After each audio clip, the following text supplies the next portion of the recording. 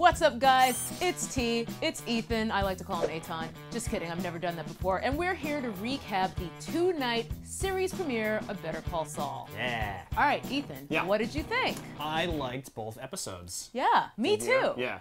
So all you guys who think that I'm constantly negative, it's only true most of the Suck time. it. After night 2, I enjoyed it even more. I think night 1 was a little bit more of a planting information and kind of placing a lot of building blocks. It was a lot more paced slowly compared to night 2, which was like a lot more action-packed. But in the first night, you know, we're sort of learning a lot of things about Saul in a very, very sort of cinematic way. There was a black and white sequence at the beginning. We learned that he's had at least 3 names in his life.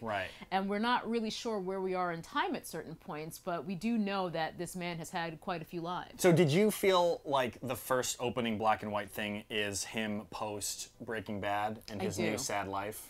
I do. I think that beginning sequence where he's working at the Cinnabon, I think this is him in like witness protection or something, because there was that point where the guy in the Cinnabon gets up and he looks like he's looking right at Saul and he's getting very nervous, and then we realize that he's just looking at someone else and he's like going to hug someone. So it's sort of that like constantly looking over your shoulder vibe. And then just like that kind of beautifully sad moment where he watches tapes of his old commercials. Because that alone kind of gives us at least the placement that like the Saul life has already happened.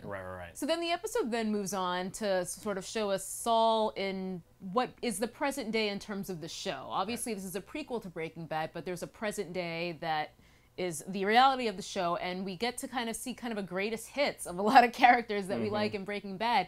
Mike Ehrmantraut is apparently a parking attendant. Tuco! Sorry, no, it's okay. Happy to help.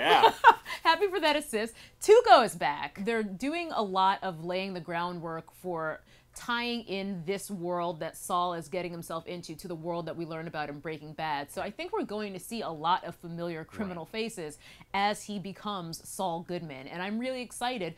Dave Lacey actually was wondering if maybe we might see Gus Fring, which that would be awesome. That'd be rad. I thought it was really interesting to see that final scene of the second episode where, you know, when Nacho kind of like outlines his plan to rip off the couple that's embezzling, and like Saul that we knew would like snap that up in a second, and it was kind of interesting to see Jimmy be like, no, that's, I can't do that, that's unethical. You know?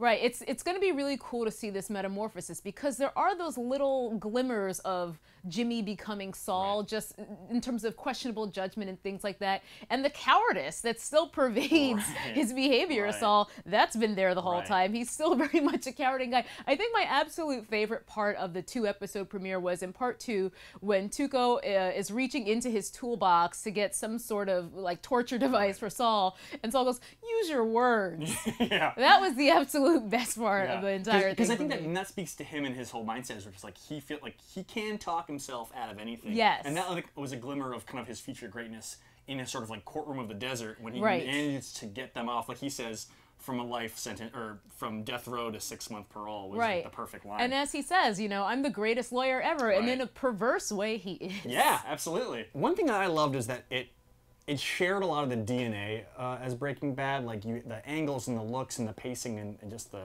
kind of underarching structure. But you could just jump into the show not having seen any of that and still enjoy it for what it is. Yeah, I think I was surprised at how many times I laughed out loud in this, because even though I knew, you know, comparing it to Breaking Bad would not be a wise way to head into this, I kind of wanted to just be like, look, I'm going to temper my expectations. But I think they rose above my expectations and still managed to really perfectly toe that line between Breaking Bad sort of legendary status while still doing something new and different. All right, so that's what we thought. Make sure you guys subscribe to CineFix. If you guys want to see more recaps of Better Call Saul, let us know down below as well, because, you know, we'll do it. We'll do it.